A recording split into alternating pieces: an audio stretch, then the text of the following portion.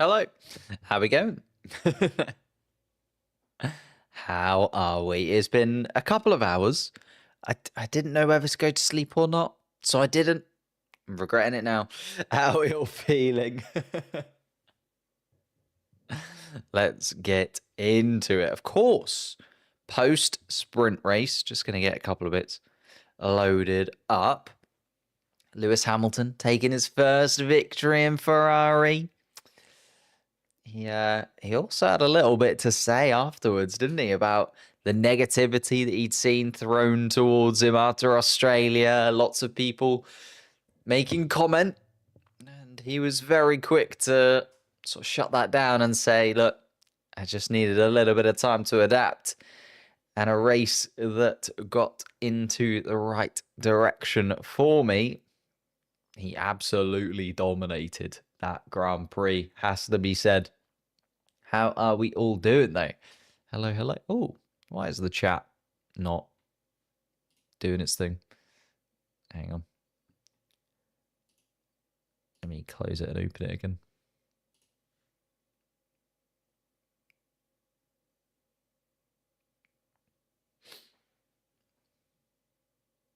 Oh, what? Streambot's YouTube quota has been exceeded.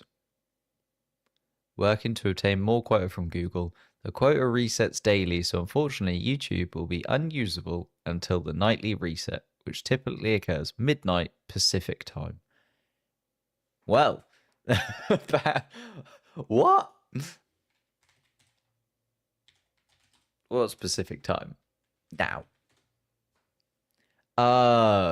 It's because it's 11:33 Pacific time.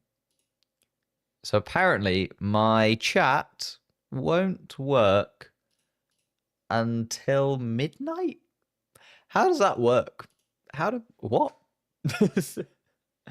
Oh, well. Let's pop it out. Let me see if I can grab the chats and have them on a different team. Throw my sleep time away. Yeah, it does feel like Formula One at this moment in time is just a quest into sleep deprivation. Couple of races into the season. Triple header coming up. I'm very excited about the triple header. 3 very, very good Grand Prix, in my opinion. But yeah, apparently this... Well, we might as well hide this chat. For now, just me. Oh, goodness. Feels a little bit much. Should we put the predictions up? They're awkward. They're very awkward indeed. Are the predictions? Who had Lewis Hamilton as their struggle? That had not gone very well. YouTube is amazing. They have their ups and downs. But yeah, I wasn't expecting the fact that you can't have a live chat if YouTube as a whole has already hit its quota for the day. So we'll put the live chat up in sort of 20 minutes or so. Be ready for the start of the race. Resets at midnight Pacific time. But how are we doing? I can see your chat. That's what matters, isn't it? How are you? Sprint race showed how much tire management Lewis has. Yeah, that was the thing. The tires were the real kicker for me in terms of the sprint race. Like if we look at the result and how it kind of played out for everybody, like Lewis Hamilton was also on slightly older tires than some of the guys behind. But I think the clean air was a really key thing throughout the race. We saw that as soon as people were going into the dirty air of the car in front, they really were struggling to keep their tires within a working window. Like we saw that with Lando Norris throughout the entire thing.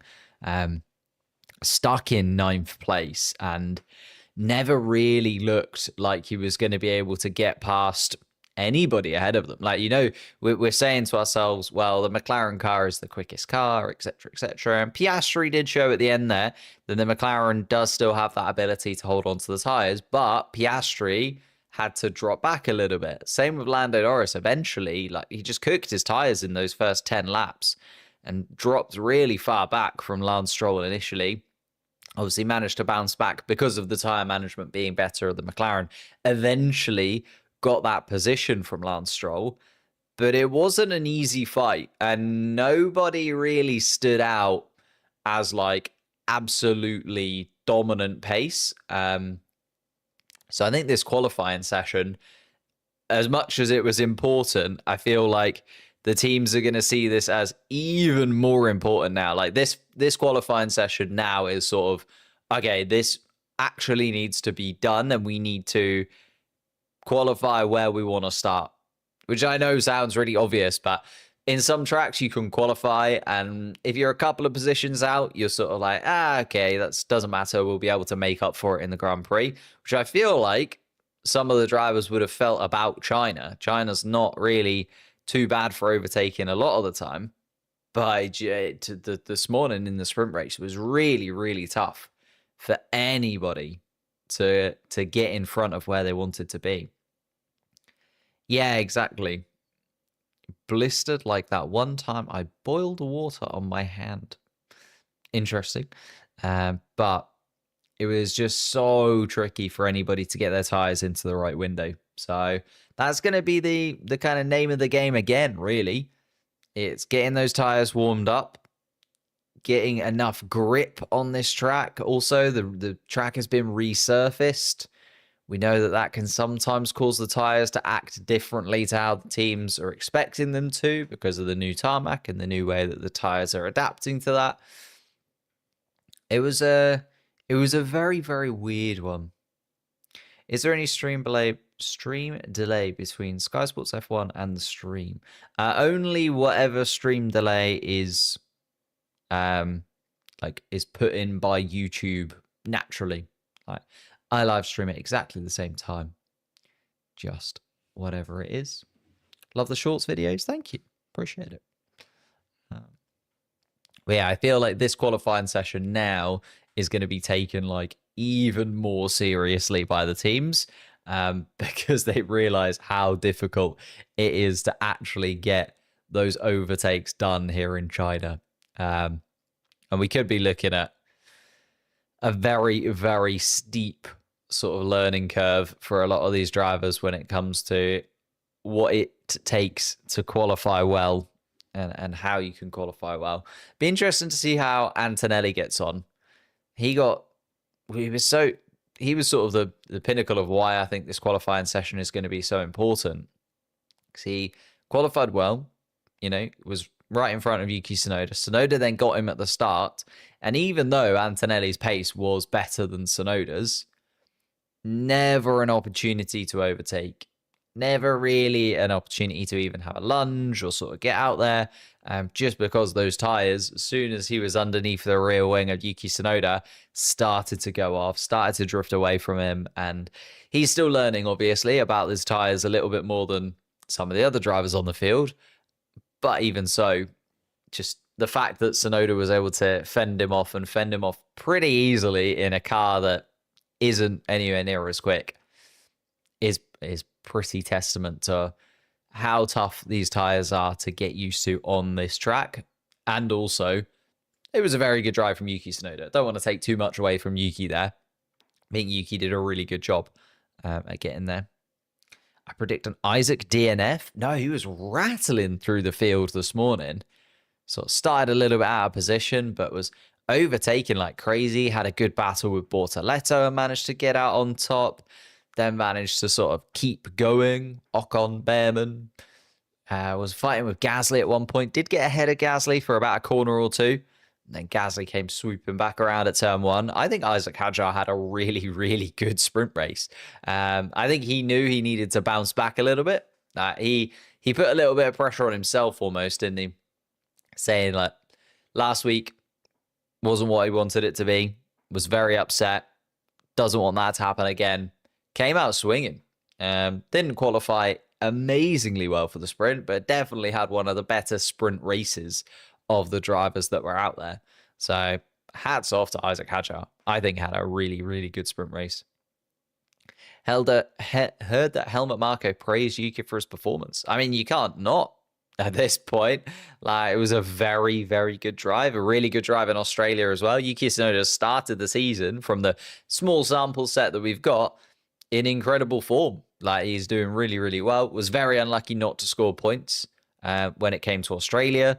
Just got the strategy wrong. And, can you point at Yuki for that or the RB team for that? Probably a little bit of both. And then you have on the other side, sprint qualifying into the top 10, was sort of best of the rest, then manages to jump a couple of positions, manages to get the better of Antonelli and Norris in the sprint race, keeps it clean, tidy, 3 points on the board. Like, really, really solid from Yuki Tsunoda. I think both of the RBs were really, really swift, actually, in China. So I've opened my eyes a little bit to, okay, maybe RB are going to be a bit more in contention than we thought. Hello, not applicable. Hello, Richison. However you say that. Apologies. Ooh, an F1 stream. It is indeed, Chloe. How are you doing? Checking in.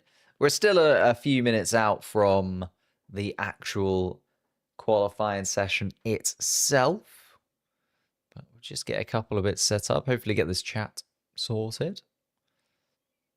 Williams will be back. I don't know.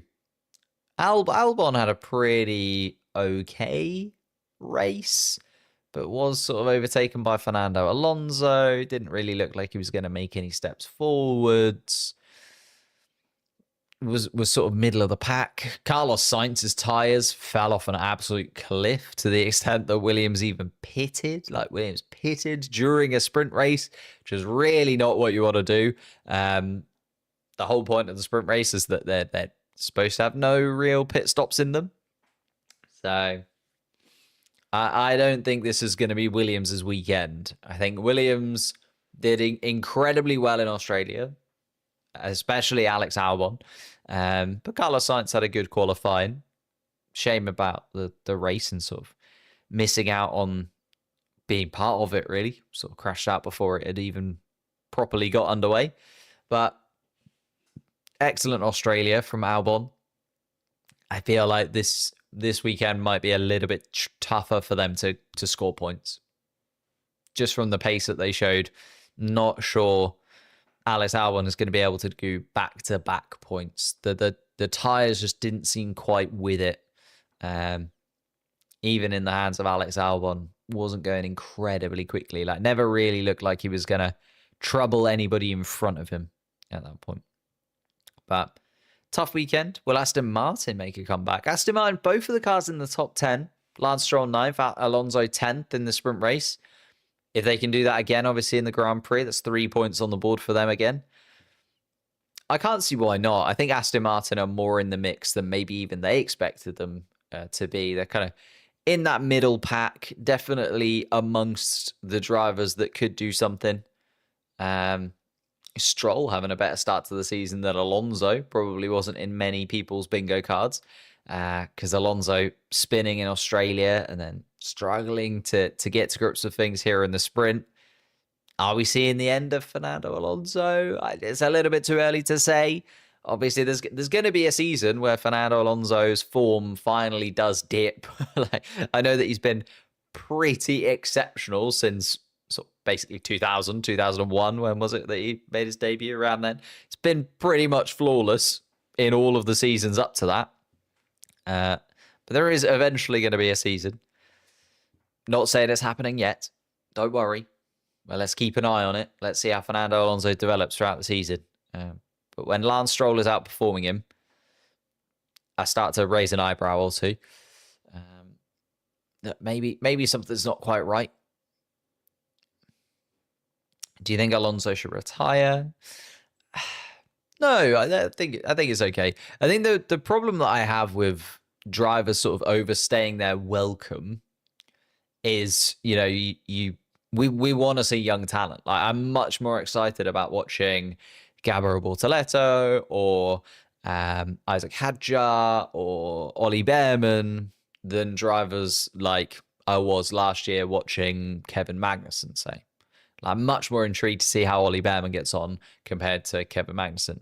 I'm much more intrigued to see how Gabriel Bortoleto gets on compared to Valtteri Bottas. And that's not taking anything away from them, but I think every driver kind of hits their time limit in Formula One. And some people get an extra little bit, right? They get an extra double bit.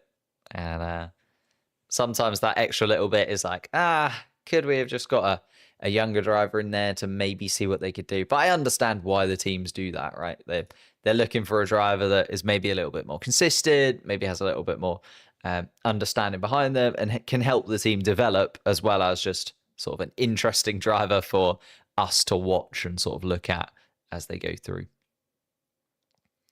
So according to my theory, your theory, drivers should be in a season for like 5 years. No, not at all. It depends how they progress. If a driver's still getting quicker and quicker and quicker, keep him in for as long as you can.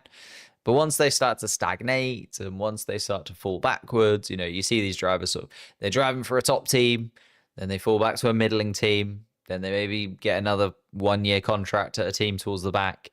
And I feel like sometimes Formula One does hang on to drivers for a little bit longer than maybe they deserve. But again, there's so many factors to it. There's the sponsorships, there's understanding how Formula One works and the behind the scenes and being part of the team and having that cooperative relationship between the two. Like, I'm not just saying that pace is the only thing which gets you a seat in Formula One. But sometimes when the pace starts to fall away, I think fans lose a little bit of interest in those drivers that have been around for a long time and are kind of not quite doing that. Please respond. Where can I watch the match? I don't know if I've ever heard anyone refer to a Formula One race as the match. But you can watch it. Well, it depends where you live. You watch it on Sky in the UK. You can watch it on Formula One TV if you're in America or other places. Depends where you are, what you're doing. Do I think Lawson should be replaced? Absolutely not. Not yet. We've only seen 1.5 races, if you will. Like Australia and part of a race in a sprint. So Lawson, too early to, throw him under the bus already. I think he needs to improve. I think he's going to be under a lot of pressure. I think as soon as he stepped into that Red Bull seat, he knew that he was going to be under a lot of pressure to perform. You're going up against Max Verstappen. You're going into a team that has been slightly on the decline in the last sort of 9 months, 10 months. And you're going into a team where you're up against a driver who is the golden boy. You're going into a team. It's not like, you look at the other rookies on the grid. I suppose Antonelli has kind of got that. I think Antonelli would be having a tougher time if he was alongside Lewis Hamilton.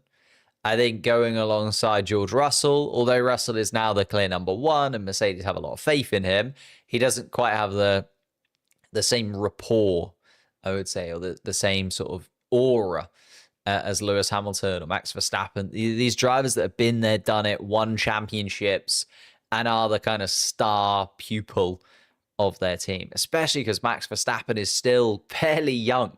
Like, Max Verstappen isn't, you look at the other world champions on the grid, Hamilton, Alonso, they're all a little bit older. You know what I mean? They're getting on a little bit. They're starting to sort of wind down towards the end of their careers. Max Verstappen, although he doesn't seem like he wants to, because he talks about retiring all the time, Max Verstappen could be around for a very, very long time. And therefore, you're going into a really, really hard team. Colapinto will probably replace Lawson. Colapinto is at Alpine. So Colapinto is set to replace Jack Doohan of anybody. But I don't think Doohan's had too bad of a kind of start to his Formula One season. Obviously, the spin in Australia, not amazing. But before that, in qualifying in Australia, looked fairly decent. Was very, very close to getting into Q3 in Australia. And then Lewis Hamilton spun in front of him, caused that yellow flag, so we had to slow down. And then in sprint qualifying was side by side with Pierre Gasly. And then at the end of the sprint race, kind of had that little bump. And it was like, wow. But even Gasly didn't have incredible pace in the sprint, finishing down the order a little bit. Gasly wasn't quite there. But we are headed into qualifying. And we've got about 5-10 minutes until we get underway. Let's get a couple of bits loaded up for myself, just so I can see the track map and the radios and various bits and pieces. Did just spin Bortoletto? Yeah, that's what I mean. It was a little bit out of character. I feel like they knew it was towards the end of the race. It wasn't like they caused a huge amount of damage to either car or anything. It wasn't like a huge spin.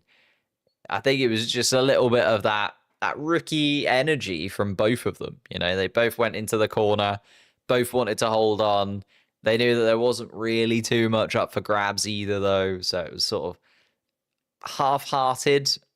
It was an overtaking move. They went for it, but a little bit half-hearted. And it was just like, came to an end with a little bit of a spin. Colapinto is probably going to come back relentlessly. Just depends on replacing who.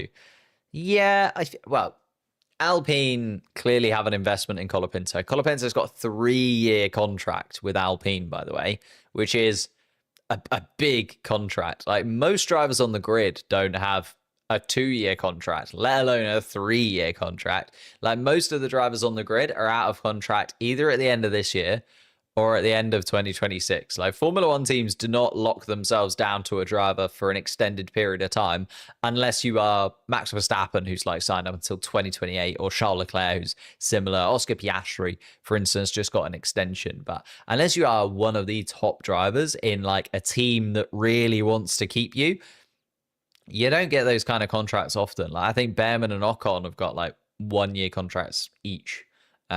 Gasly's only on like a 2-year contract at Alpine. It's like you don't get 3-year contracts unless they've got something in mind for you. So we will definitely see Colapinto at some point. Replacing who and when and how and where, I'm not sure yet. All of the talk is about him replacing Jack Doohan. Jack Doohan's done okay in the first couple of sessions, in my opinion. He's not done tragically badly in comparison to the rest of the field. You compare him to all of the other rookies that spun in Australia and all of the other bits and pieces. I don't know. We'll have to wait and see. I think lots of people want Colapinto back. He was a good character, wasn't he? He was entertaining to watch. He was exciting in terms of his driving style, and also was just like, seemed like a good guy. But I'm not sure that we will see Colapinto yet. Give it a few more weeks, Don't be placing any bets on Colapinto coming in within the next couple of races or so. Antonelli will be the next go. Started the season incredibly, hasn't he? Like, if you're voting for Rookie of the Year, which is, again, a little bit early, but if you're voting for the Rookie of the Year so far, it's certainly Kimi Antonelli. He's been very, very quick indeed, and shown a few of the rookies that are maybe, I say, more experienced rookies. You look at Lawson really struggling, Red Bull in sort of a comparable situation, and then you've got the likes of. The problem is with Antonelli, he's in a top 4 team, and therefore you can't massively compare him to anyone other than Lawson. And that was already, Lawson's already got 10 Grand Prix experience now, 11 Grand Prix experience before this race. So you can't really compare him to any of the other ones because Doohan and Bortoletto and Behrman and Hadjar, they're all in sort of midfield teams. And therefore the expectation is a lot different. The understanding is a lot different. And I don't know. Rookie of the Year will be Ollie Behrman. Ollie Behrman's, I think, yeah. I shouldn't have said Rookie of the Year because now I have to justify that. And we're still way too early in the season. We're way too early in the season to make any kind of formal prediction on anything, to be honest. But it's not going to stop me. It's not going to stop me from having a go and enjoying a little bit of the ridiculousness that is Formula One. However, shall we get into qualifying? I'm starting to see radio messages are coming through.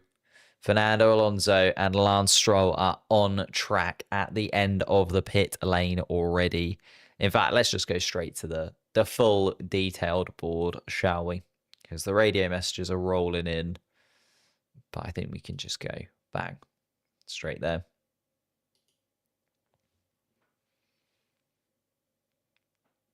We missed Danny Rick. There was like, didn't he put out like a bit of a cryptic story or something where it was like a racing shoe in a water fountain? Something along those lines. I don't think there's a spot for Danny Rick. I know people are talking about the Cadillac possibilities. I think that's the only chance you might get to see a Danny Rick back on the grid, but apart from that, I'm not sure it's gonna play out, to be honest. Just feels like Danny Rick sort of had his time, did his time, came to a close. But qualifying is about to get underway. We're seeing drivers getting towards the end of the pit lane. 3 minutes to go is what Esteban Ocon and Carlos Sainz are being told on the radio already. Radio check for Liam Lawson. And getting set up and ready to go. As I say, the drivers already making their way towards the end of the pit lane. Track temperature 40.2 degrees Celsius. Not too windy. Air temperature 26. Lovely warm day in China. And no rain as of yet. Track clear, ready to go. And we're just waiting for the cars to be formally given the green light in a couple of minutes' time. But as I say, drivers already making their way to the end of the pit lane, wanting to get out there first and foremost before everybody else gets to put their track tires on the track. That's what I want to say. God, can you tell the exhaustion is setting in? Right, let's zone in. We sit up. We pay attention.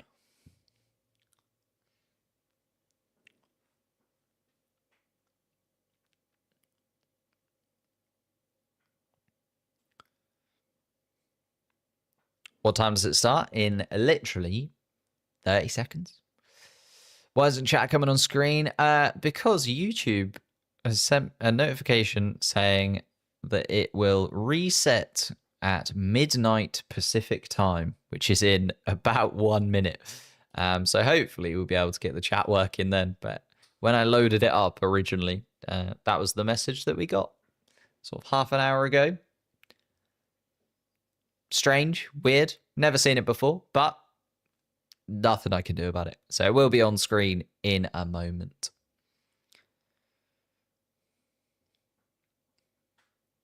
Liam on the comeback. Oh, I hope so. $200. Just throwing it out there. Just $200. Wouldn't mind if I do. You know, if you want to send $200 my way. Currently trying to move house.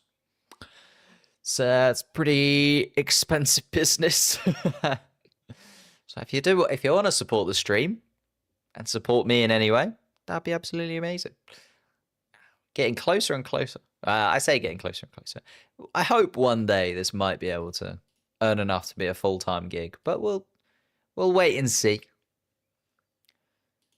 You know, we're not on, P1 with Matt and Tommy kind of numbers at this moment in time.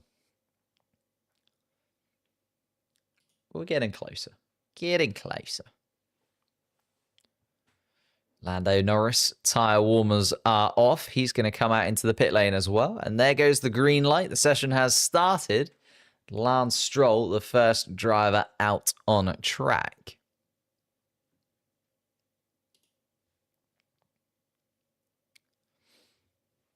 Oh. Hang on. I know. My stream is now delayed. Interesting. the Sky Sports stream is behind what you guys will see. So I might be a little bit behind what you see on the screen.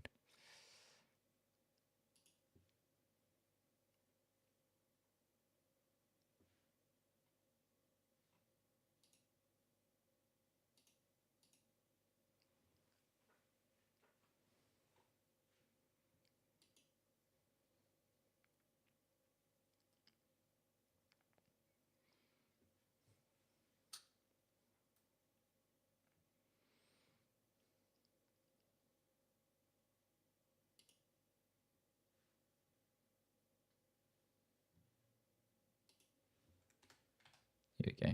Let me just apply this super quick before we get into anything too interesting. So that's going to freeze for just a moment. Give it a moment. Give it a moment. It'll be okay. Don't worry about it. In fact, let me hide it so that people don't go, it's frozen. It's frozen.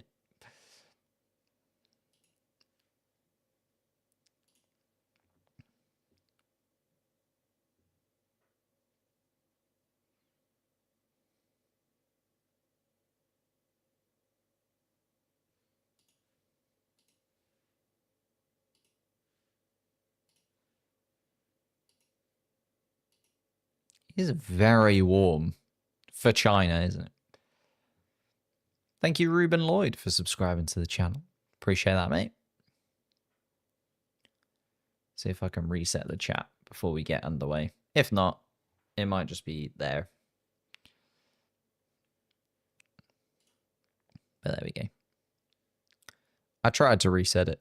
We'll see what happens. It might happen. It might not.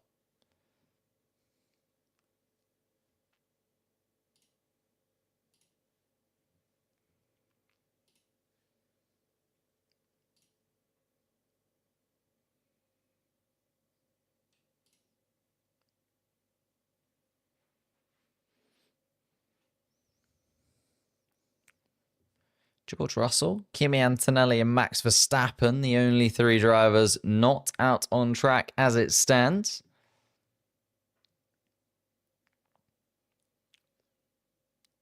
And Carlos Sainz with Williams just starting his flying lap. Going to be interesting to see how that plays out because he's not had an amazing start to his time, has he? It's been a little bit of a to and fro.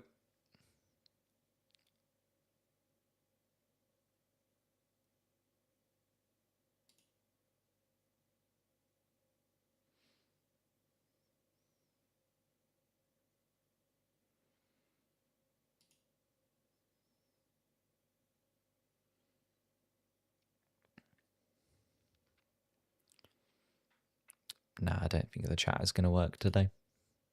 That's annoying, isn't it? Oh, I'm going to give up.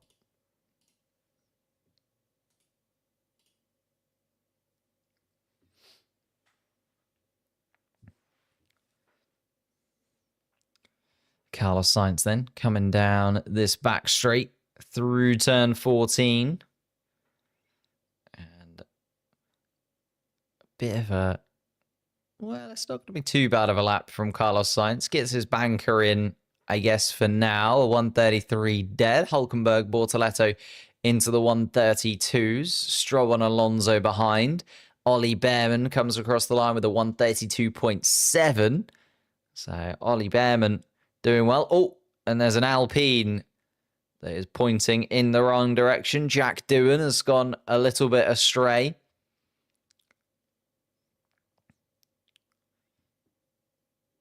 And 10-second penalty and 2 penalty points, of course, for the little bounce with Gabriel Bortoletto.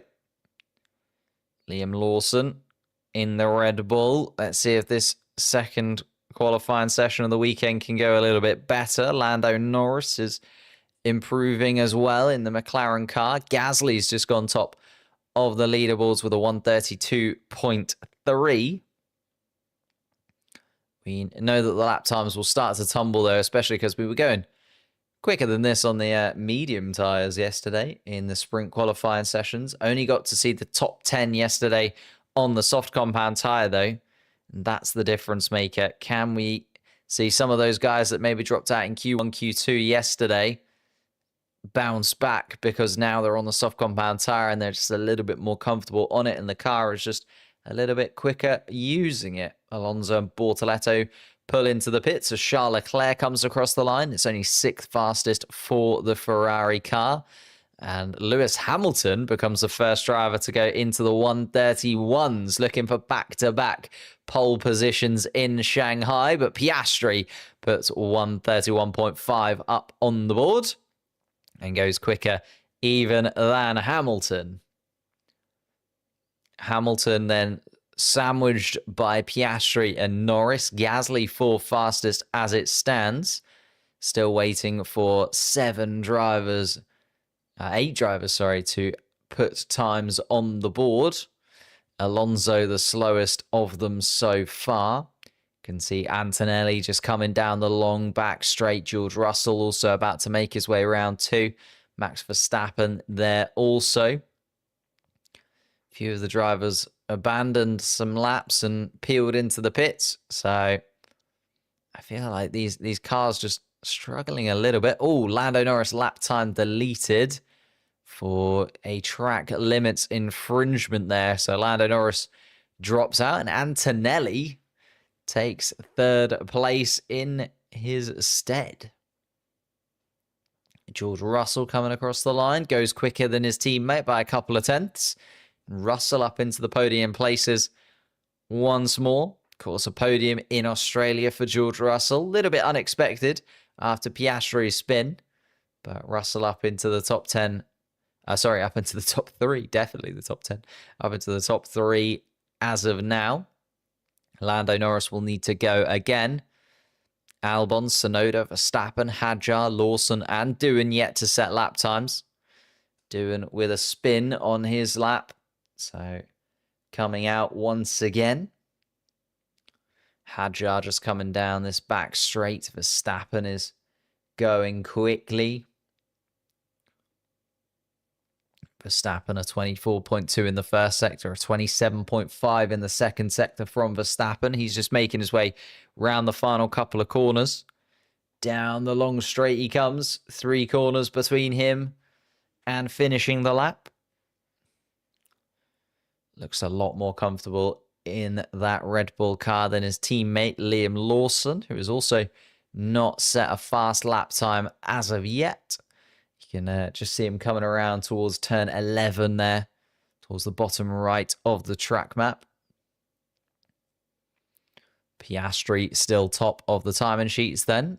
And Max Verstappen comes across the line to completely destroy that sentence I just said. And Verstappen goes to the top of the timing sheets, 131.4. Wasn't looking like an incredible lap from Verstappen. And then that final sector, very, very quick indeed. A 39.6 from Verstappen in that final sector. Ooh, here's a replay of Kimi Antonelli. Was there a little mistake?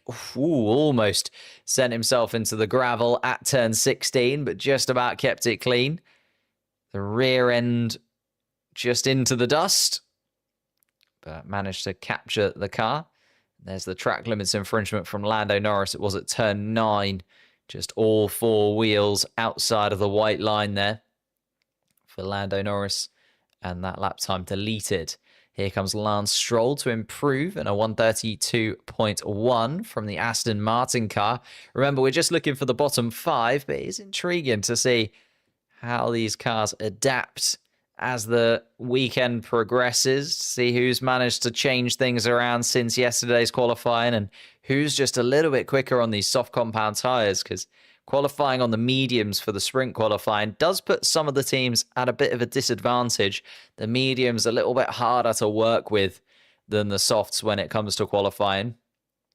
Gabriel Bortoleto goes 7th fastest. He improves. Charles Leclerc is one to keep an eye on. He's down in 14th place right now. Make that 15th as Yuki Tsunoda also comes across the line to put in a 131.6. Isaac Hadjar behind him in 5th. Jack Doohan comes across the line to go for a 132.5.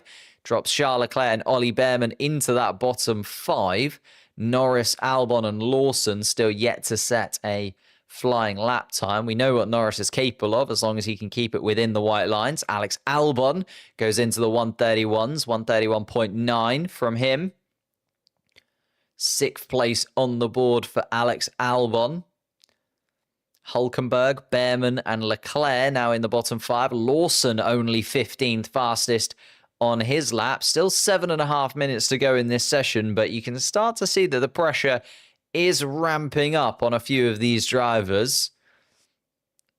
And needs to do something about that lap time, Liam Lawson, because Nico Hulkenberg is improving in the Stake Sauber car behind.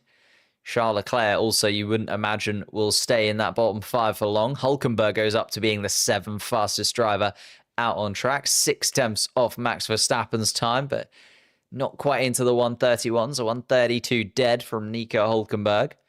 Here comes Lando Norris as well around the final couple of corners. He's just preparing himself for his flying lap. Esteban Ocon is going to make his way past. And then Norris can launch his way through, slingshot through turn 16 and start another flying lap. Just keep it within the white lines, please, Lando. Let's make it through and not do anything too silly.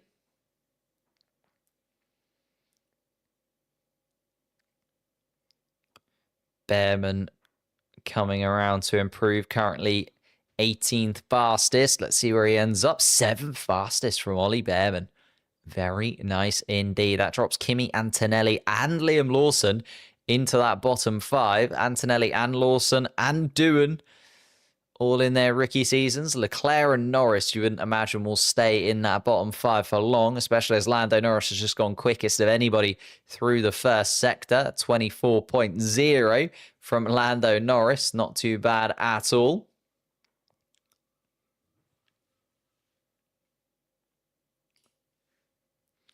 And Charles Leclerc is not having a nice time inside of that Ferrari. Isn't actually improving on his last lap time, Charles Leclerc.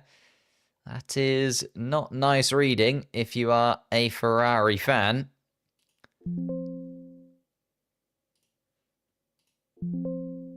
Charles Leclerc, yeah, really struggling. Is going to improve just a touch, but it's only 10th fastest for Charles Leclerc, so still not absolutely scintillating from Charles Leclerc in any way. Let me put this...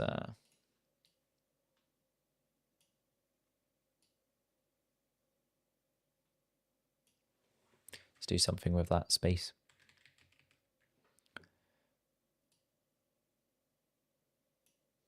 Goodness me, Lando Norris getting all out of shape towards the end of the lap. Started off well with Lando Norris going purple in the first sector and then just sort of slowly drifted away. Improved in the middle sector, then a little mistake in the final sector puts him 7th fastest at the moment as Kimi Antonelli comes across the line to go 3rd fastest. Max Verstappen still the quickest man out on track and isn't actually out on track, is in the pit lane at the moment. Where did Lando Norris make a little error? Just went a little bit wide, did Lando Norris. Lando's not had a fun day inside of that McLaren car thus far. A really frustrating sprint race where he was just stuck behind Lance Stroll for the entirety up until right at the end. And then also a little bit out of shape there. Liam Lawson, no grip at all through turn 1, turn 2.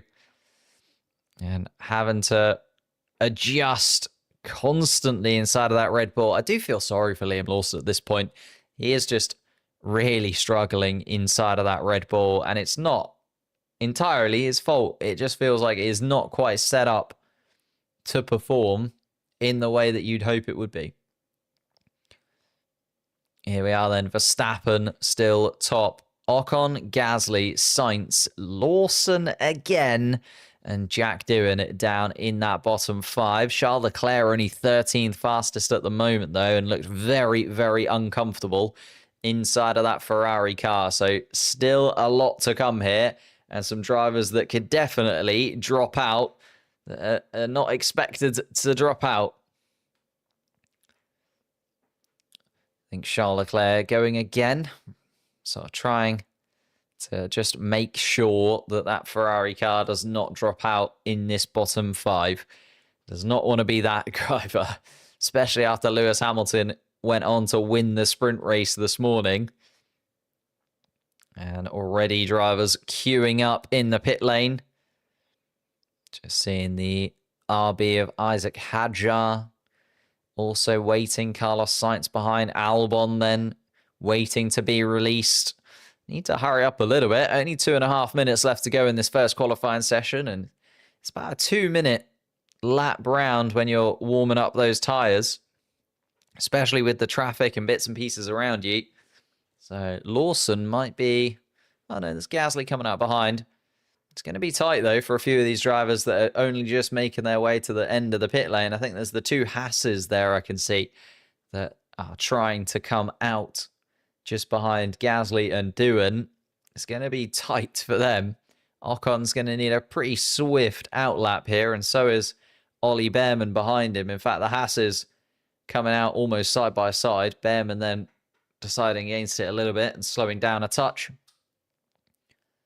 But let's see if Ollie Behrman makes it to the checkered flag, and also what kind of lap time he can get in. Ollie Behrman currently 9th fastest, but his teammate Esteban Ocon does need to improve. Gasly in front of those two as well also needs a better lap time. Lance Stroll under pressure. He's in 15th. Charles Leclerc's only 13th at this moment in time, although Leclerc now coming down the back straight round turn 14. Lewis Hamilton about to come over the start-finish line. Bortoleto as well. Here does come Leclerc. Keep an eye on Charles, just coming down past the start-finish line and towards turn 1, because he needs to improve, and he did not look very comfortable at all. George Russell also being told to improve, and Russell's actually, sitting 10th at the moment on the timing sheets. Russell being told on the radio, we need this lap. A little bit of pressure, just as you need it. Piastri coming around turn 1. There is Russell following him. Hadjar just comes across the start-finish line, and now we see a little bit of a train. Sainz, Albon, Antonelli, Lawson, Gasly, Doohan all backing up in that final sector around the final couple of corners. Here comes Antonelli then around turn 16. Gasly decides to jump in front of Liam Lawson, and Lawson has been caught a little bit cold there. Lawson is going to be behind Pierre Gasly in this. Is going to get across the start-finish line just in time, though. So is Jack Doohan. Esteban Ocon I don't think Ollie Behrman is going to make it. And I think Ollie Behrman is just going to have to deal with the fact that he didn't quite come across the line in time. That is... I knew they were cutting it fine. I didn't think Esteban Ocon was going to make it either, if I'm honest. But Ocon just about. Fernando Alonso improves his time to 6th fastest. Here comes the rest of the pack then. Not bad at all from Fernando Alonso. Yeah, Ollie Behrman did hit that checkered flag. There's confirmation of it. So Behrman not on a flying lap, but Esteban Ocon is. Ocon will be the last man across the line. Yuki Tsunoda just comes across the line to take the top spot in Q1. A 131.2 from Yuki Tsunoda. A couple attempts up on Max Verstappen. There comes George Russell. He improves to a 131.2 as well. Yuki Tsunoda on an absolute storm. Here comes Isaac Hadjar. And the RBs are looking so swift at this moment in time. The RB cars ramping it up. Lando Norris becomes the first driver to get into the 130s in this session. Carlos Sainz improves into 8th place. And now we're starting to look at the guys towards the back of the pack. Albon improves to 6th. Here comes Antonelli then. Antonelli currently 10th. Will he improve on his lap time? No, stays where he is. Gasly then comes across the line. It's only 15th fastest. Lawson comes across the line. Doesn't improve. And Gasly, Behrman, Doohan, Bortoleto, and Lawson, I think, are all going to be out here. And they are. Gasly, Behrman, Doohan, Bortoleto, and Liam Lawson is once again the slowest man out on track. Ouch. That is not good reading if you are a Liam Lawson or Red Bull fan. It is very, very frustrating indeed for Liam Lawson. Just still can't get to grips with this Red Bull car. Gasly will be a little bit disappointed. The Alpine just hasn't quite looked itself in these 2 qualifying sessions that we've seen. You know, compared to the end of last season where Gasly was really ramping up his form and looking quicker and quicker every single Grand Prix. Australia, though, managed to be at least a little bit positive. But there is Liam Lawson in the Red Bull car and once again is the slowest man out on track. It's 2 qualifying sessions in a row this weekend in China that Lawson just hasn't been able to find the pace, and he's not even really close, is he? He's a couple attempts off even being able to get into the top 15, let alone sort of bump wheels with the other top 4 teams. And Lawson now possibly coming to a close. His time at Red Bull will be short-lived if this doesn't change. Norris, though, fastest of them. Hadjar, it's just decided to freeze. I'll quickly reset it while we're between sessions.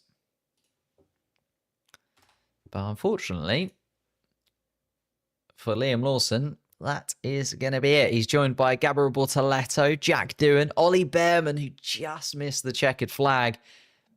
Didn't get a final lap, did Ollie Behrman? So that'll be frustrating. And Pierre Gasly in 16th place as well. Both of the Alpines out. Esteban Ocon makes it through for the Haas team. Nico Hülkenberg makes it through for the Stake Sauber team. And of course, Max Verstappen makes it through for the Red Bull team. But there will just be one of each of those cars moving into the second qualifying session.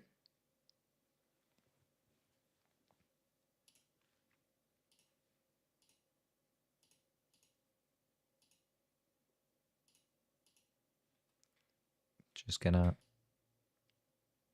change that. Boop. There you go. What do we think then? Hamilton, Alonso, Ocon, Hülkenberg, and Stroll, the 5 drivers that will need to improve.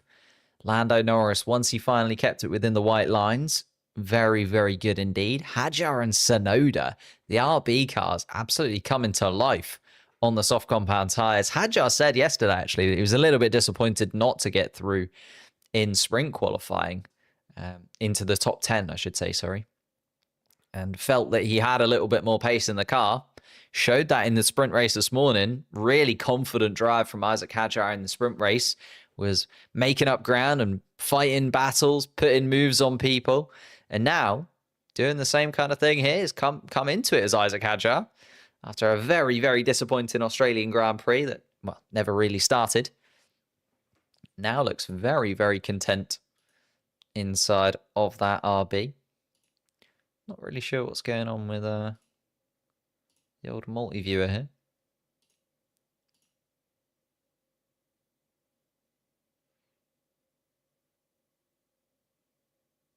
And George Russell just telling his team that he was not happy with the decision that they made at the end of the session there to put a little bit too much pressure on him to deliver right at the end.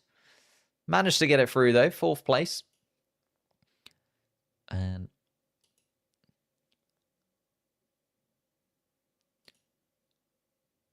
does feel like it's very, very... And there was Liam Lawson just having to deal with Pierre Gasly making his way past. I did say that at the time, didn't I? Sort of, Pierre was very opportune there.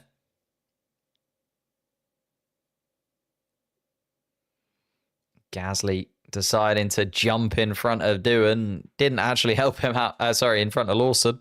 Gasly didn't actually help him out in the end anyway.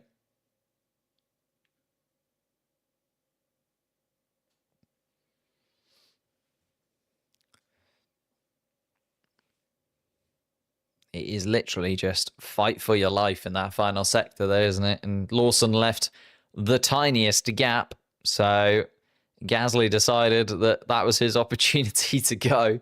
And both of them dropping out in that first qualifying session anyway. So hasn't helped too much in terms of that first session. I'm going to reset multi-viewer. because for some reason it's just all not going.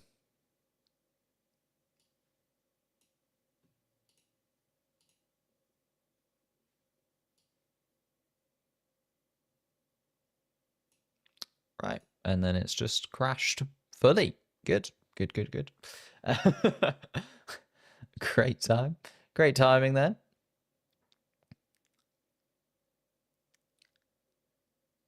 Yeah, apologies. I'll just reset it. We'll get it back going again.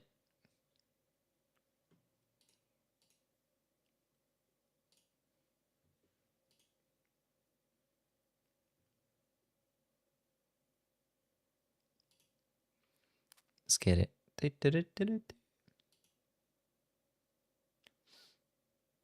Yeah, I think multi-view is just having a moment, not just for me, but for everyone.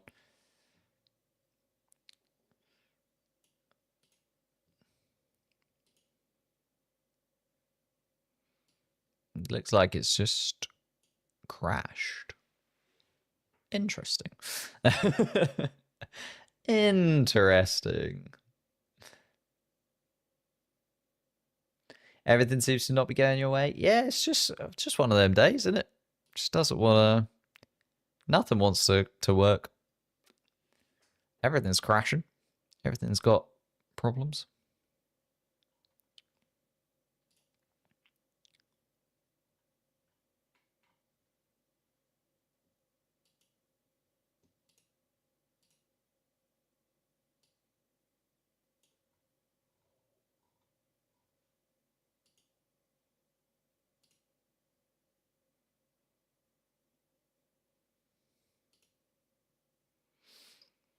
Yeah, apologies, guys. I think multi-viewer has crashed. But I'll keep you up to date. We'll go back to the old school.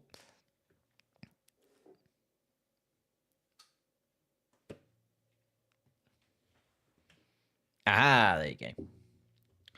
Just had to reset it 4 or 5 times. There we go. There we go. Everything loaded back up.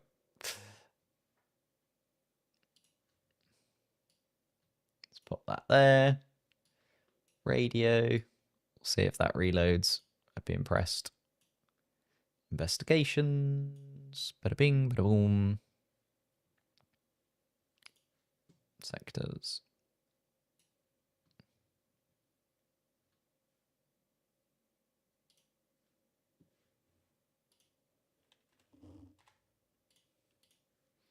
It's going to take a while to get fully back going again, but give it a minute or so and we'll get underway.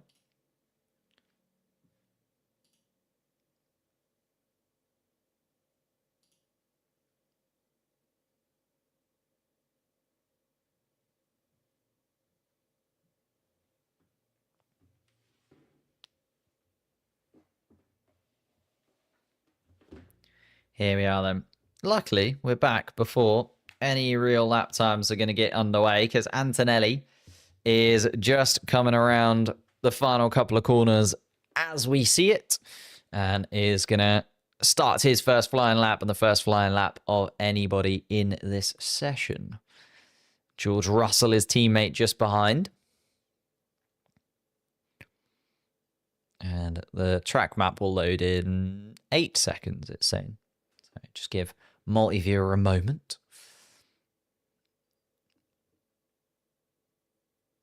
There we go.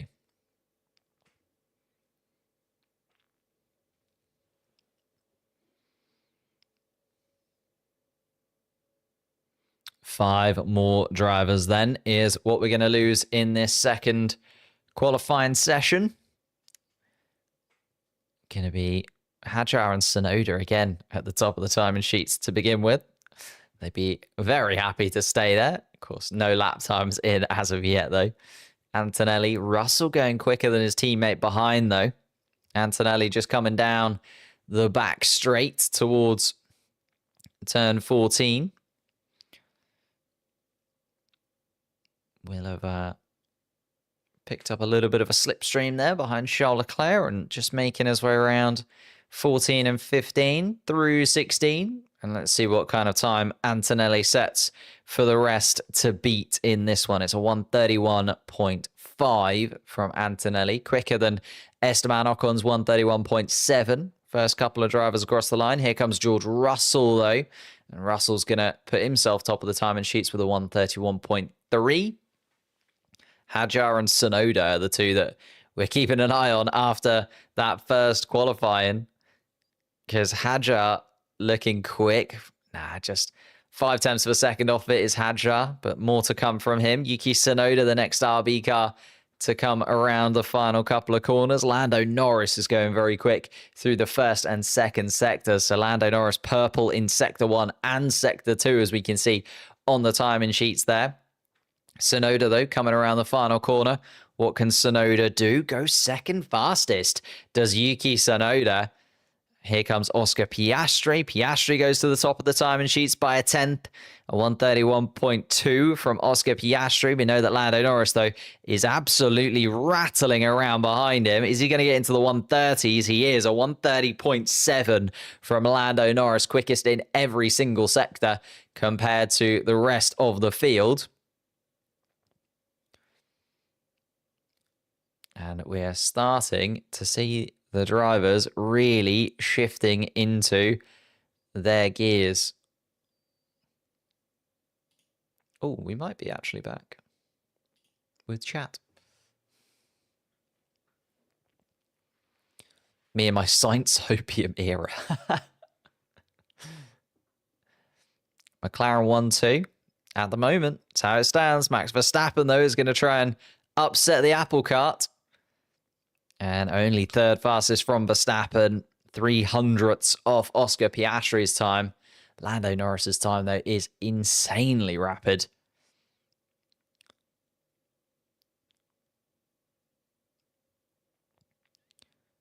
Liam Lawson just discussing his qualifying.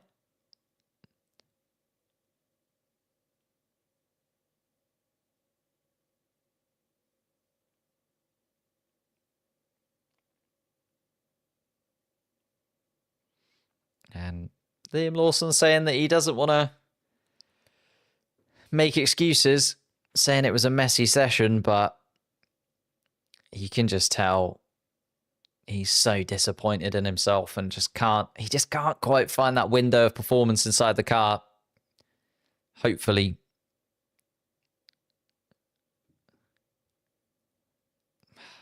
more to come from Liam Lawson, but he just can't find the feeling in the car by the looks of things. In Verstappen, I trust. Here we are then. So the first lap times are in as the drivers make their way around to the pits. Hamilton, our sprint winner, 7th fastest at the moment. Albon there, 8th. Charles Leclerc, 9th. They're the drivers that I would say are still under a bit of pressure to improve. Lance Stroll, though, is the first driver that definitely needs to improve. He's 11th fastest at the moment. Ocon behind in 12th. Hadjar 13th. Alonso 14th. Carlos Sainz in 15th place. As it stands, they would be the 5 drivers to miss out on Q3. But Liam Lawson there summarizes his qualifying by just saying it's not good enough. And it's difficult, isn't it? Because every time he's in the car, he just seems so frustrated with it. And then every time he gets out of the car, he sees Verstappen, Tsunoda, even Hadjar performing better than him in Red Bull powertrained cars. It's so difficult for Liam Lawson to find some positives at this moment in time, but I'm hoping he will bounce back. I was really excited to see what he could do in that Red Bull. I thought last year in the RB he did really well, but yeah, Josh, Yuki, does he deserve that top team drive? Does he deserve that opportunity at Red Bull? It was what a lot of people were calling for at the end of last year. Sympathy for Perez. I think he's just showing that, again, whoever you put in against Max Verstappen, or particularly in that Red Bull car, is always going to just struggle. Like, it is just a really hard car to drive. And Max Verstappen's sort of dominance is looking even more impressive, isn't it? Like, every time you put somebody else in there and they don't perform, it just goes to show how good Max Verstappen is at finding that performance inside of a car that is pretty horrible to drive. And if anything, just goes to show again, Max Verstappen doing an incredible job, whilst also his teammates struggling to find the pace. Carmeli, hello. First words in the chat. How's it going? Think Yuki should get a senior team. That's the thing. Yuki Tsunoda is in a really weird contract situation at the moment. The RB team saying that they do sort of want to get rid of him. That was sort of the way that it was phrased going into the season. He's out of contract at the end of this year.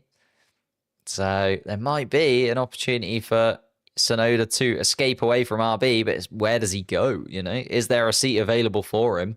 A lot of the teams got their business done last year with 2026 already in mind. So Tsunoda's in a really awkward spot where, again, he's started the season on fire, and again, looks like he should get a seat somewhere a little bit better than the second Red Bull team, but there isn't really a spot open up to him. You know, you go up and down the grid. Is he going to get in at McLaren? No. Ferrari? No. Mercedes? No. Red Bull don't seem to want him. Aston Martin, it's Lance Stroll and Fernando Alonso, both of which have contracts into next year. Will they pull the trigger and do it there? Probably not. RB is obviously the team he wants to leave. Alpine have got 3 strong drivers. They've got Gasly, Colapinto, and Doohan. You know, to choose from already. Will they want to add Tsunoda into that mix? Probably not. Stake Sauber have already got their driver set up. They've got Gabriel Bortoleto for the future. They've got their German driver for Audi who are coming in. Like, Tsunoda is running out of options pretty quickly. Williams got Carlos Sainz and Alex Albon. Will they want to swap either of those for a Yuki Tsunoda? Probably not. Haas also, you know, got their drivers sorted. They brought in their rookie and Ollie Behrman for the future. They've got him for Ferrari, so they won't get rid of Ollie Behrman. Esteban Ocon also very, very consistent midfield driver. Don't think they'll get rid of him. There's just nowhere for Yuki Tsunoda to go, is the problem. But there we are. Zach Brown thinks Max will join Merck. Thoughts on this? It's kind of done to death. I don't think so. Where does he go? Does he replace George Russell, right? That would be very, very mean on George Russell. Hasn't done anything too wrong, you would say, George Russell this season. And yeah, also then Russell would be in the same spot. Where on earth would George Russell end up? There's not many spots on the grid.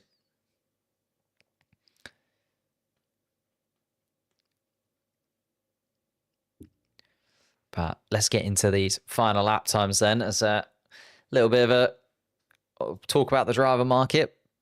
Now into these final laps. George Russell is going to come across the line fairly soon. Let's see what kind of lap time he's got inside of the Mercedes car. Can he improve? No. Stays where he is, does George Russell, and a slightly slower lap after a little bit of a mixed final sector. Lewis Hamilton has just gone quickest of anybody through the middle sector, but was quite far down on Norris's time through the first sector anyway. So Lewis Hamilton then coming down towards turn 14. Was on pole position, of course, for the sprint race this morning. Managed to turn that into his first sprint victory since 2021. His first sprint victory in Ferrari red.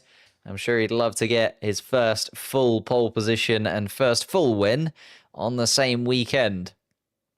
Lewis Hamilton then across the line. It's 6th fastest again, that final sector. A little bit off for Lewis Hamilton, as it was for George Russell. That final sector seeming to be a little bit tricky for these drivers now. Maybe it's the conditions have changed just slightly, but everyone's struggling through turn 14 and then turn 16. Leclerc again, slowest through the final sector. 6th fastest only. Ocon and Hadjar needing to improve if they want to get themselves into the top 10. Here comes Ocon. Ocon up into the top 10, but it's only 10th spot. And it is very, very tight between Antonelli backwards. Isaac Hadjar comes across the line. And Isaac Hadjar goes 4th fastest, puts his teammate Yuki Tsunoda down to 6th. Here comes Kimi Antonelli, currently 9th fastest, and only a few hundredths ahead of Esteban Ocon's time, as Ocon now drops into that bottom 5 once again. Antonelli looking to improve. Fernando Alonso has gone moderately slow through the middle sector, unfortunately for the Spaniard. Carlos Sainz is also rattling around behind. Antonelli stays 9th. So that is going to be on the bubble. Here comes Fernando Alonso. Can he improve? Yes, but only up into 13th spot. So Alonso and Stroll are both going to be out at this point in the weekend. Carlos Sainz does improve, but can't go any better than 15th fastest overall. And it looks like Antonelli will just about hang on for that place. Alex Albon, the final man into the top 10. Nico Hülkenberg comes across the line, doesn't improve. We already saw Ocon not quite able to do it. And that is going to be the 5 drivers then that are out in this second qualifying session. Ocon, Hülkenberg, Alonso, Stroll and Sainz will start 11th through 15th for tomorrow's Chinese Grand Prix. They join Gasly, Behrman, Doohan, Bortoletto and Lawson as the drivers that will not take part in the final qualifying session. Carlos Sainz really unhappy in that Williams car this weekend, and it's a shame, isn't it? Qualified really well in Australia, did Carlos Sainz, but then we didn't get to see the race pace. Now has a tough weekend in Shanghai, not quite able to get to grips with the Williams car in this setting. But both of the RB cars making their way through. Hadjar and Tsunoda, 4th and 5th fastest there. And they're looking like a top 4 team at this point. The RBs in and amongst it with the McLarens, the Red Bulls, the Ferraris of these worlds. You know, we talk about the top 4 kind of separating themselves out from the rest last year, and that was definitely the case. We had 8 drivers that were miles ahead of the rest. And now instead we've got 2 RBs joining the pack. Maybe only for this weekend only. Although Yuki Tsunoda did qualify very well in Australia also. Got a little bit done on the strategy, did Yuki Tsunoda. Great stream. First comment. Yuki and Hadjar are being extremely impressive. Couldn't agree more. Outqualified both of the Ferraris and both of the Mercedes there. Obviously not the final qualifying session. Still an opportunity for those guys to improve. But as times go, not a bad time at all to be a fan of the RB setup. He says, oh, I just need to stretch.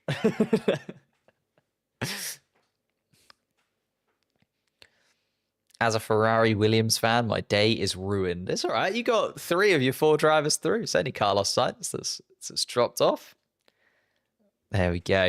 You never know when it comes to these qualifying sessions. It can suddenly all change. And Isaac Hadjar and Yuki Tsunoda just showing that the sprint qualifying and the actual qualifying can be very different. Hadjar was on an absolute steamroller this morning, though. Was making moves left, right, and centre, and now showing why he was able to do that. The pace of the RB is clearly there in Shanghai in these warmer conditions, especially. But let's get everything set up for the final qualifying session then. If I could be as polite as to ask, if you are new to the channel, if you could hit that subscribe button, that'd be absolutely amazing. Completely free. You can change your mind later on down the line, but it does really help out the channel. Trying to get to 120,000 subscribers, maybe even 150 by the end of the year. Would that be a little bit too out there? Maybe, just maybe. But could hit that subscribe button, that'd be amazing. And if you could hit the like button on the stream as well. We're going to try and set the standard for some qualifying streams throughout this year. We haven't really got a benchmark as of yet because Australia was a little bit of a weird time. So if you could hit that like button, that'd be absolutely fantastic. Maybe even, watch a video in the background. Head down to the comments section. The description section. There's a few videos in there. Maybe just open one in the background, have it up. Here we go. If I subscribe, will I griddy? Not right this moment, but maybe. Maybe in the future. Hajar on the radio.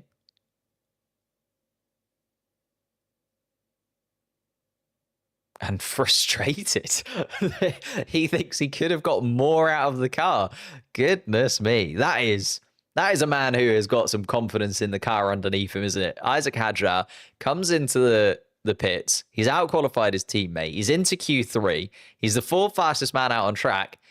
And he says to himself, nah, there was more time then. More to find. He was just a little bit out of shape through turn 1, turn 2, looking at this replay. But even so, Isaac, just be happy. Just be happy. London is red. 38K. Yeah, last season we grew massively. Don't know what it is. We've hit the YouTube algorithm, maybe. Not sure what it is. YouTube has decided that now is the time for the channel to get some ground. Alex looking like the first driver. Well, Williams, they said at the beginning of the season they wouldn't really have a number 1, number 2. They just wanted a cooperative setup where both drivers could thrive and both drivers could continue to show their best. But it's not looking great from Carlos Sainz this weekend. But maybe it is just that the Shanghai track is a tough one. It's one that's awkward to get the hang of. You know, turn 1, 2, and 3 are very, very windy and twisty, and a lot of people don't like them. And then also, if you get anything wrong through turn 9, 10, 11, 12, just costs you so much time down that really long back straight. So it's kind of hard. If Max leaves Red Bull, the team will be bottom for years. Does make you wonder, isn't it? If you swapped out Max Verstappen for even just another middling driver, in the nicest way possible, if you swapped out Max Verstappen for, say, Esteban Ocon, how far adrift would they be? Max destroying F1 careers since 2016. Yeah, he's put the swords to a few Red Bull careers. I mean, I would say that Pierre Gasly and Alex Albon have kind of bounced back more than well enough. I think Gasly and Albon are now seen as some of the best drivers on the grid. And I think Christian Horner did say something about this coming into this weekend. He was like, look, we gave the drivers an opportunity where other cars didn't. And he's quite right. We wouldn't have heard of Gasly or Albon in the way that we have if they wouldn't have been given that chance by Red Bull. Red Bull did fund their Formula 2s and GP3s and various other series, so they do bring the talent through. It's just they then offload that talent to other teams. And I think hindsight is a wonderful thing, isn't it? When they got rid of Carlos Sainz, they didn't need him. They had Max Verstappen, they had Daniel Ricciardo. They were sort of looking at building into younger drivers in that second team, and Carlos Sainz left because he saw that Max Verstappen was going to get that Red Bull seat ahead of him.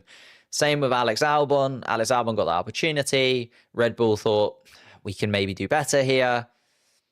Put him back into the mix. They had the opportunity to sign Sergio Perez. And for Perez, it was an opportunity to stay in the sport.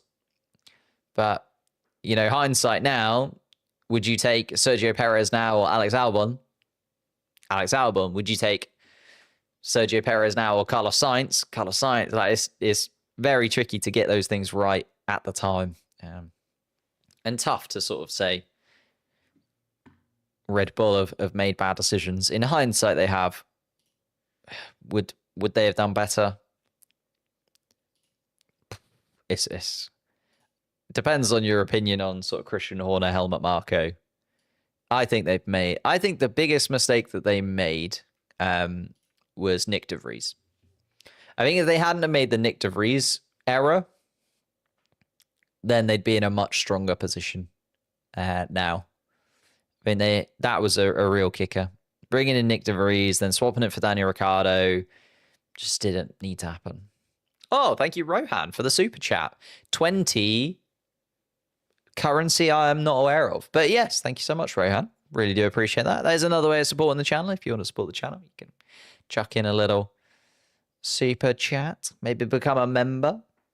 But thank you for all of you that are subscribing to the channel as well. If Lawson continues like this, Red Bull will have no option but to give Yuki that seat. You're not wrong. It's whether they... What do they do with Lawson then? Is it a straight swap? Do they put Lawson back in the RB? Then what happens, right, if they do that swap, Yuki comes into the Red Bull and then Yuki starts qualifying 20th and Liam Lawson then now that he's back in the RB starts to perform again, because he was pretty good last season, was Liam Lawson in that RB car. So is the sprint over? The sprint was over a long time ago. This is qualifying, my friend, and you've just joined us for the final part of it. We're about to see the first set of flying laps from the drivers in Q3. Just over 9 minutes left to go in the session. Max Verstappen is going to come around and be the first driver to set a flying lap time. The two Mercedes cars just behind, and Antonelli and Russell. Hadjar and Tsunoda also in the mix for the top 10. It's a little bit of a scrap and really open in terms of who's going to get pole position, in my opinion here. Don't think you can take away from Norris. Norris probably the favourite to get a pole position, but Verstappen's been quick. Hamilton took pole position in the sprint. Leclerc, of course, is incredible on a fast lap when he can get that Ferrari car underneath him. Hasn't looked incredibly comfortable over the session so far.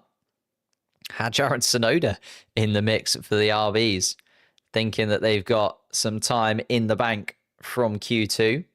Here does come Isaac Hadjar. It's 5/10 adrift of Verstappen, a 1:31.1. Quicker than Antonelli and Russell, though. Antonelli, I think, was on... Oh, no, that must have been a flying lap. Russell was on a slow lap. Slots in. Yuki Tsunoda slots in behind Isaac Hadjar, though. So Isaac Hadjar on an absolute tear right now. Piastri comes across the line, goes quickest. Yes, come on, Piastri. That's what we like to see. A 1:30.7 displaces Max Verstappen. Alex Albon has gone 7th fastest. Hamilton then comes across the line to go 3rd fastest ahead of the two RB cars. So currently Piastri, Verstappen, Hamilton, the front three that we had for the sprint this morning, in a slightly different order. Charles Leclerc comes across the line, only 4th fastest for him. Lando Norris is not going ridiculously quick. No purple sectors from him, and is a 10th adrift of his teammate. It was purple through the final sector, was Norris, but looked to be a little bit off his teammate throughout, and is just a 10th slower, under a 10th slower than Oscar Piastri. So it is a 1-2 for the McLaren cars as we go into the second phase of this qualifying session. George Russell, the only driver yet to set a representative lap time, and is just coming around the final couple of corners is George Russell. So here he comes across the start-finish line, and it's 5th fastest, splitting the Ferraris. Come on, McLaren. That's lovely to see. Maybe just a red flag. Someone spin. Someone out, you know? Let's end the session there. Let's lock that in, shall we? let's lock that in right this moment in time. Piastri first. Norris in 2nd, Verstappen in 3rd place just behind, Hamilton 4th, Russell 5th, Leclerc 6th, the two RBs, Hadjar just in front, and Antonelli and Albon rounding out the top 10. This season is going to be beef with Hamilton and Verstappen, do you think?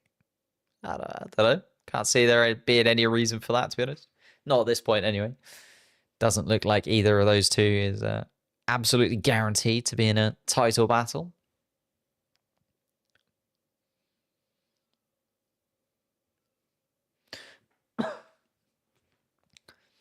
Oscar Piastri, who's that middle sector, actually, looking at the sector times. That middle sector where Piastri was just that bit quicker than Lando Norris, nearly a couple of attempts quicker, actually, than Lando Norris through the middle sector. So even though Norris was then better in the final sector, Piastri had enough in the bank to be able to get it done. Phase 2 will indeed be interesting. Looking into it. Got 1,500 people watching a qualifying session. Goodness me. They're normally race numbers. Thank you guys all for joining me. Massively appreciate your time. 5 minutes left on the clock. Ticks down here in Shanghai. We will, of course, be live again if you want to join us for the full Grand Prix tomorrow. It will look almost identical to this. It will be me having a chat with you guys as we go through the entire Chinese Grand Prix. If you want to check out some of the videos on the channel, they're all linked in the description down below. A few different videos that I've done building up to the 2025 season. I think the best one to have a look at is probably the biggest problem that each team has coming into this year. A few of them have been able to address some of those issues already. A few teams we're waiting to see what they can do. But I'd love to know your thoughts and feelings on that video and how it goes. How do you read the sector timings on multi-viewer? They're right next to, it says, so it's the best lap, then the leader, like how far away they are from the best lap, and then there's sector 1, sector 2, sector 3, right there. Just in the 3. Oh! And I think that might be a unsafe release from Max Verstappen there. He gets launched out of the garage and almost collects the Racing Bulls. A little bit awkward from Max Verstappen there, but he'll shake it off. Isaac Hadjar disappears into the distance. He's okay. And Max Verstappen follows him out. So Albon is going to be the first driver to set his final flying lap time. I know it was the Racing Bull coming out in front of Verstappen, and Verstappen had to veer out of the way. I thought it was Verstappen that released into them, but no. Yeah, that was not the right time to release Isaac Hadjar there, but he's out. He's there. It was okay. Let's not give him a penalty. He's doing really well. Let's support the rookies. And here we go.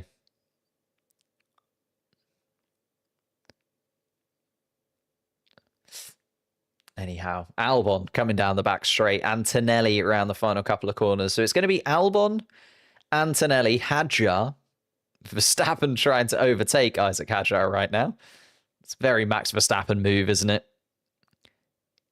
He was released in front of you. It wasn't Isaac Hadjar's fault, but Max Verstappen is making him very aware that he is going to take third spot in this order of the running.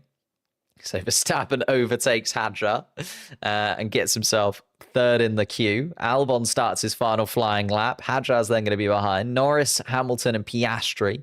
Then behind that, Charles Leclerc and George Russell is going to be the final man across the start-finish line. So keep your eyes peeled for George Russell's lap times to end the session. But Albon and Antonelli flying right now. Here comes Max Verstappen then down towards turn 1 on this final flying lap. Can he nab pole position here in China? Or will it be Isaac Hadjar just behind? Lando Norris is going to start his final flying lap of the session. Hamilton just giving Norris a little bit of space around turn 16. And Piastri then coming around the final sector as well. Let's have a little look at Max Verstappen's sector times. He's just coming through turn 6 now, and he is quick through that first sector is Max Verstappen. He's 300ths up on Oscar Piastri's lap time so far. Is a purple sector for Max Verstappen. Albon and Antonelli improving, but not to the extent that Max Verstappen is. Let's keep an eye on Max Verstappen's second sector. Lando Norris's first sector is a little slower than Max Verstappen's, but it's a middle sector to forget for Max Verstappen. Didn't even improve on his last middle sector lap time, so a lot to do in the final sector if Max Verstappen does want to put himself on provisional pole. Just coming down towards turn 14. George Russell has just come across the start-finish line, and he'll be the last man across the start-finish straight. Alex Albon did improve, but not too much. Antonelli goes 7th fastest. Here comes Max Verstappen then round the final couple of corners. As I say, a really solid first sector. An interesting middle sector, but not too great. Gets a little bit out of shape through turn 16 as well, does Verstappen, and doesn't improve. Stays 3rd fastest. And Verstappen will continue. Isaac Hadjar gets himself up in front of Kimi Antonelli into 7th spot on the grid. Here comes Lando Norris then. Lando Norris didn't improve in the middle sector, and Lando Norris peels into the pits. Was not happy at all with that lap. Lewis Hamilton also didn't improve through the middle sector. And Hamilton, can he improve? No, Hamilton stays 4th. It's very similar to the sprint qualifying, actually, in that a lot of teams and a lot of drivers not improving on their final laps, and Oscar Piastri does improve and stays on pole position. Piastri goes quicker than he did before. I think he was the only driver in that top 5 to improve. Yuki Tsunoda still running behind Charles Leclerc. Let's see what Leclerc is up to. Leclerc through the middle sector didn't improve again. Russell has actually improved through the first and second sectors. So Russell looking like he might be able to get in front of Lewis Hamilton, possibly. Needs to find 0.05 of a second compared to his last lap time. He's improved in both sectors. Here comes George Russell to finish up qualifying for the day. And can he get onto the 4th row? Oh, he does even better than that. Splits the McLarens and the Mercedes car. Goes into 2nd spot. That is a stunning final sector from George Russell as well to put himself onto the front row of the grid alongside Oscar Piastri. 2nd row of the grid will be Lando Norris and Max Verstappen. Then behind that, we've got the 2 Ferraris lining up side by side. Hamilton just ahead of Charles Leclerc on the 3rd row of the grid. Hadjar and Antonelli. Hadjar with a stunning qualifying session there. 7th fastest, quicker than a Mercedes, quicker than his teammate. Can't really say much more. Yuki Tsunoda and Alex Albon will round out the point-scoring places at the beginning of tomorrow's Grand Prix. Of course, a little reminder, Esteban Ocon, Nico Hulkenberg, Fernando Alonso and Lance Stroll, as well as Carlos Sainz, will be starting 11th through 15th after dropping out in Q2.